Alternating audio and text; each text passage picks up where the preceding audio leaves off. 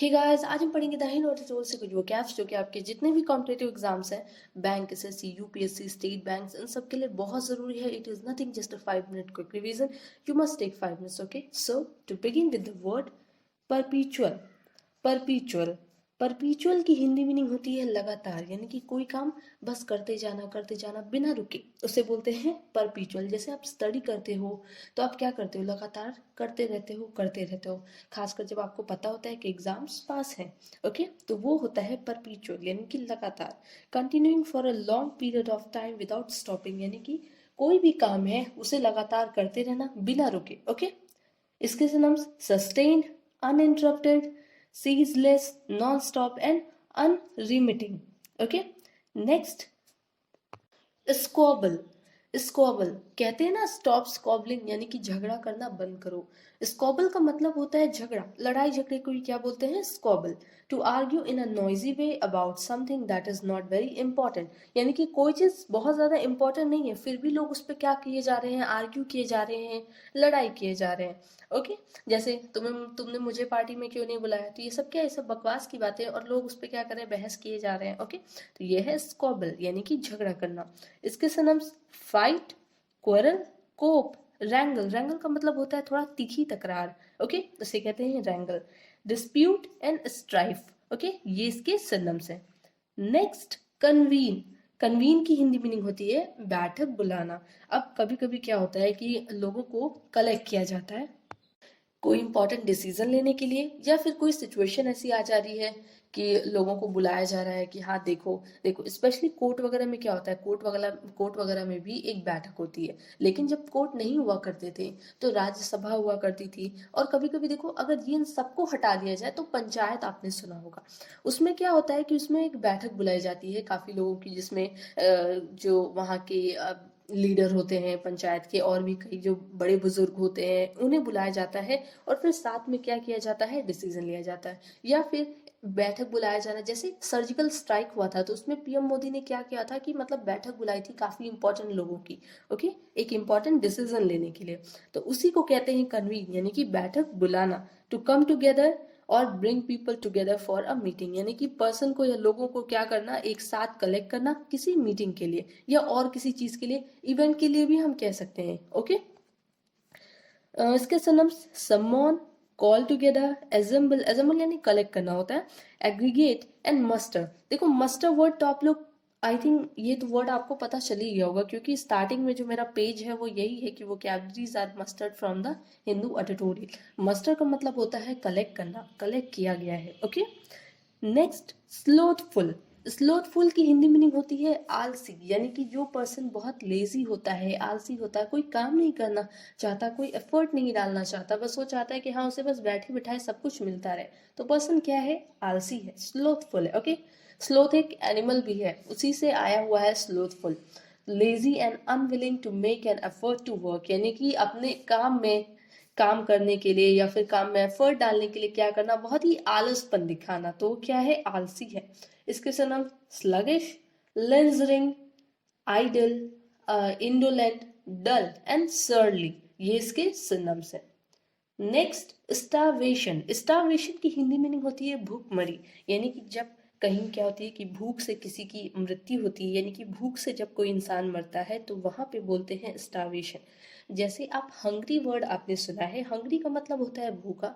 फैमिस्ट, इसका सिनोनिम्स है, फैमिस का भी मतलब भूखा होता है. आपने सुना होगा कई बार, आजकल लोग यूज भी करते हैं अपने इंग्लिश कन्वर्सेशन में फैमिश वर्ड. ओके, और उसी को बोलते हैं, उसी से आया है एक स्टार. ठीक है, स्टारवेशन जो आया है वो आया है स्टारविंग, बोलते हैं ना आई एम स्टारविंग, यानी कि उसका भी मतलब होता है भूखा.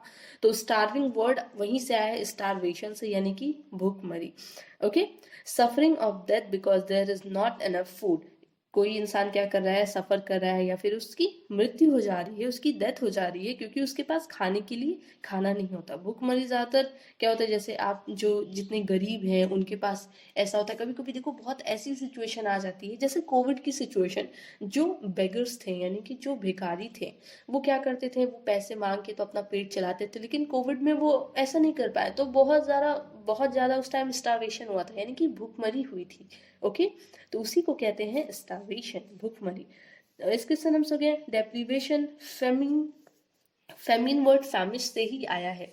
मल nutrition malnutrition and inanition and need. Okay, ये इसके सिनम्स है। Next, disbursal. डिसबर्सल की हिंदी मीनिंग होती है लागत, यानी कि आपने कितना पैसा लगाया है अपने काम को प्रोसीड करने के लिए, आगे बढ़ाने के लिए, उसी को कहते हैं लागत। यानी कि आपने कितना अमाउंट पेड किया है। जैसे कोई अगर होलसेलर है, होलसेलर तो आप सब लोग जानते होंगे, वो भी कहीं ना कहीं से सामान लाता होगा अपने बेचने के लिए।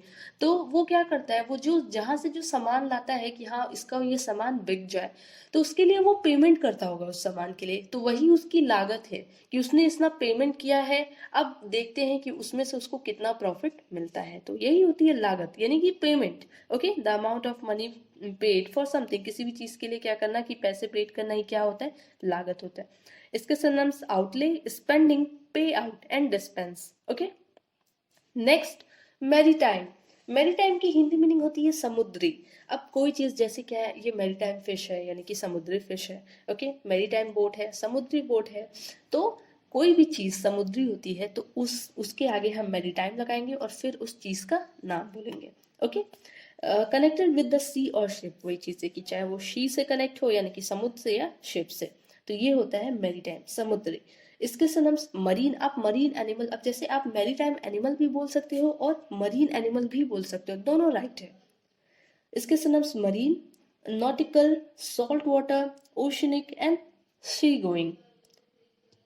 Next, regress. रिग्रेस की हिंदी मीनिंग होती है कठिन, यानी कि कोई चीज बहुत हार्ड होता है तो उसे बोलते हैं रिग्रेस, चाहे वो कोई पर्सन हो, चाहे वो कोई सिचुएशन हो और चाहे वो कोई सामान हो। ओके, कोई भी चीज हो अगर वो कठिन है तो वो है रिग्रेस। वेरी स्ट्रिक्ट इसका मतलब है। वैसे वेरी स्ट्रिक्ट सिनोनिम्स भी हो सकता है, लेकिन मैंने आपको समझाने के लिए लिखा हुआ है। ओके, वेरी स्ट्रिक्ट, कोई चीज बहुत स्ट्रिक्ट होना, हार्ड होना। इसके synonyms resolute, hard, difficult, arduous, uphill and stiff. Okay, next, pursuit. Pursuit की हिंदी मीनिंग होती है लक्ष्य, यानी कि आपका गोल। ओके, या आपकी कोशिश। तो द एक्शन और ट्राइंग टू अचीव और गेट समथिंग, यानी कि वो एक्शन करना, वो काम करना या वो कोशिश करना जिससे आप कोई चीज पा सको, यानी कि आपका लक्ष्य या आपकी कोशिश। ओके, लक्ष्य और कोशिश दोनों होता है इसका मतलब। इसके synonyms target, goal, aim, objective and destination. Next last आपका एक फ्रेजल वर्ब है टेक अम्ब्रेज। टेक अम्ब्रेज की हिंदी मीनिंग होती है नाराज हो जाना, गुस्सा हो जाना, चिढ़ जाना। ओके, टेक अम्ब्रेज यानी कि बहुत ज्यादा अम्ब्रेज, उबार खा जाना, तो नाराज हो जाना। टू फील अपसेट, बहुत ज्यादा अपसेट होना, और अनॉयड यानी कि नाराज होना, गुस्से में होना, उसे कहते हैं टेक अम्ब्रेज। तो इसके सिनम्स देख लो, सिनम्स नहीं है, इसकी एक मीनिंग है आप कह सकते हो। तो वायलेंट, वायलेंट आप जानते हो, ये भी मतलब होता है गुस्सा होना। और एक है फ्रोन एट। फ्रोन एट भी आपका एक फ्रेजल वर्ब है, जो कि अब देखो दोनों साथ में है इसलिए मैंने लिख दिया, आपको दोनों याद रहेगा। फ्रोन एट, फ्रोन वर्ड याद रखना फियर से, या फ्रोन एकदम मतलब गुस्से से उबाल होना, तो फ्रोन एट का भी मतलब होता है नाराज होना।